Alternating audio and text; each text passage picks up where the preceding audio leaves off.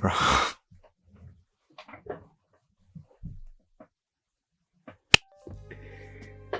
What is good with y'all, bro? It is Cam Tripsy, and for today's video, we are finally going to be talking about my top 10 photos of 2023.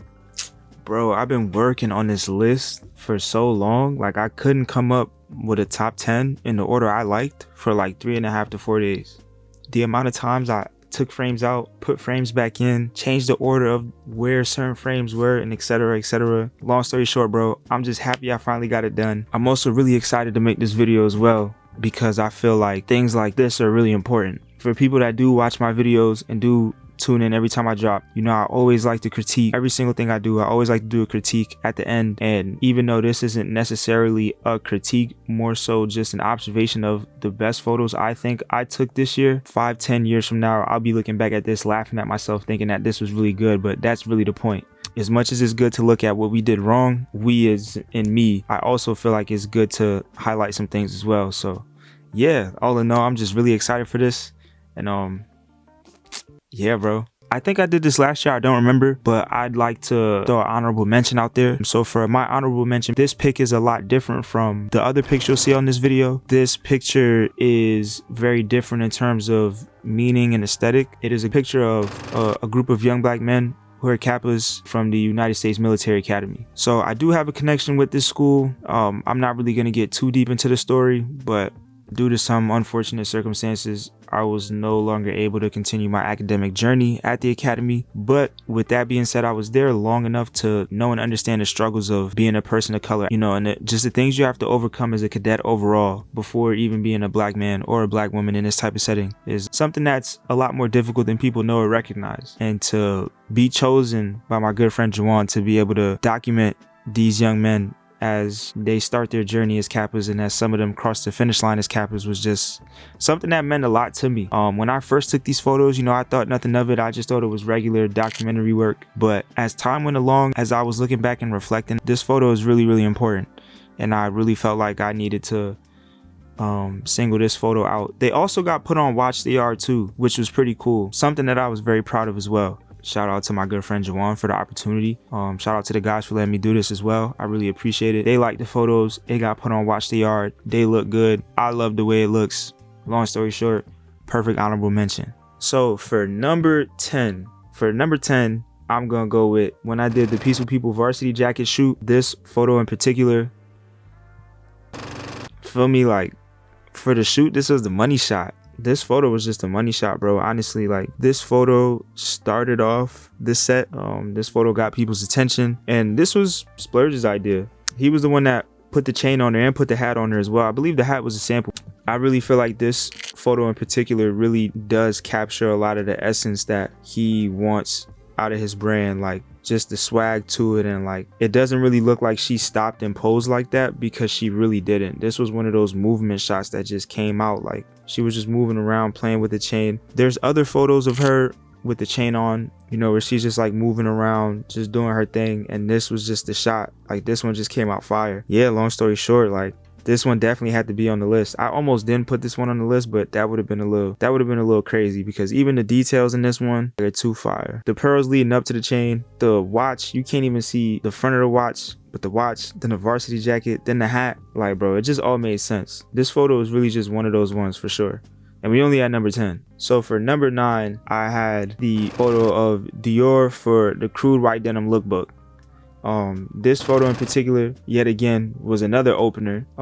Right out the gate, like this photo just set the tone for the whole lookbook. So just to give like a little bit of a, what's the word I'm looking for? Like a little bit of a backstory. Basically, what Ty wanted out this lookbook was people to just style the suit however they wanted to and to make it real like lifestyle oriented. So people's style in terms of the way they dress and just like how they live. This one is pretty simple. Straightforward to the point, you know what I'm saying? Like you see what you see, like you get the point. I feel like this photo was another photo that really exaggerated the mantra and the persona that comes with this brand's identity. which will be a recurring theme in all of the photos I talk about, was the same thing in the last photo. It doesn't even look like he's modeling for Crude. It really looks like it's just an everyday thing to him. Like he just threw the suit on really just to start his day. Like it's not really forced. It's not much to it, but there's a lot to it at the same time. Even in the minor details, like you can't see the backpack, but the straps from the fur backpack, the Crude tee in between, and the BB belt with the Goyard bag and the cash out, bro. Like if you scroll through the rest of this lookbook, that first photo really sets the tone. You just get the point.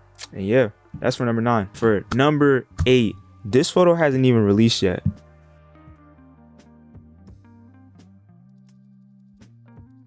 I know for damn sure I'm gonna ask for permission to see if I could even post this video with the photo before we drop everything.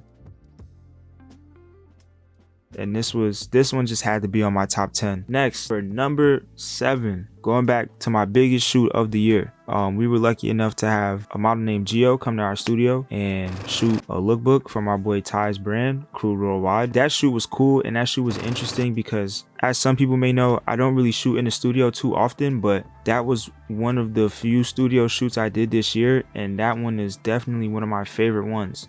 This frame in particular is one of my favorite frames. I feel like this just gives off like Crude Worldwide vibe. If you look at the whole lookbook itself, this is pretty much matching the vibe of the entire lookbook, which essentially matches the vibe of the brand in general.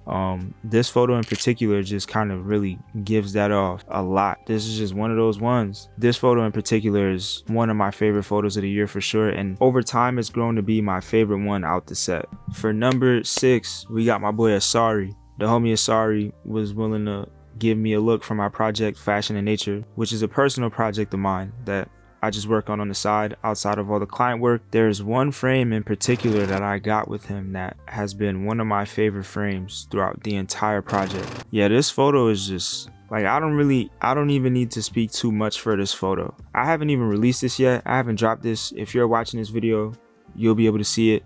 I don't even know if Asari has posted this. I think on my end, I didn't think it would come out like this. I knew it would be contrasty, but I didn't think it would look like this. Yeah, bro, I underexposed. I kind of knew to underexpose. I didn't know it would be contrasty like this. But honestly, like, I love this. Like, this photo is amazing. The chain, and then the details in the shirt, and then a little bit of the background. Like, this photo is just really good, bro. There was no way this photo was not making the top 10. There was no way. And it ended up really high up, and it's pretty deserving. For number 5, now we're in the top 5. Now it's about to get crazy for real. It's been crazy already, but it's about to get crazy for real. This is a photo that I took earlier this year. I believe I took this like second week of January. I almost forgot I took these this year. I thought this set was from last year until I started looking back at my files. But I can also say too, when I first dropped these photos, I'm not gonna say I slept on this photo because I still posted it, but I didn't realize how good this photo was until later on in the year. So this is a part of the second lookbook I've done with Tag, who is the owner of Deviar, the brand. And I believe the first lookbook was definitely the warm up for me. I spoke about that a lot in my top 10 photos last year. I believe I had a few of those on there for 2022.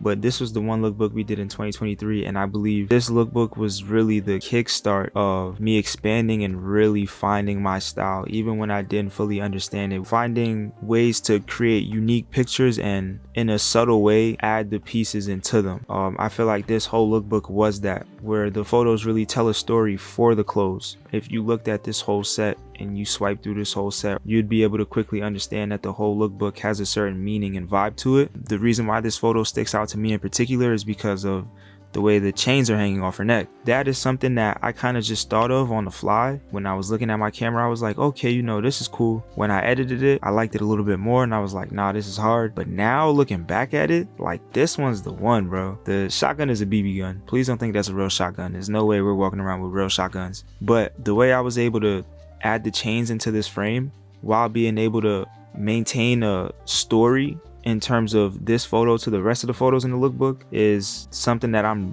really proud I was able to execute. And this definitely was like the start of me really figuring out me in terms of photography and how I like my photos to look, and also how I like to display the pieces to the audience.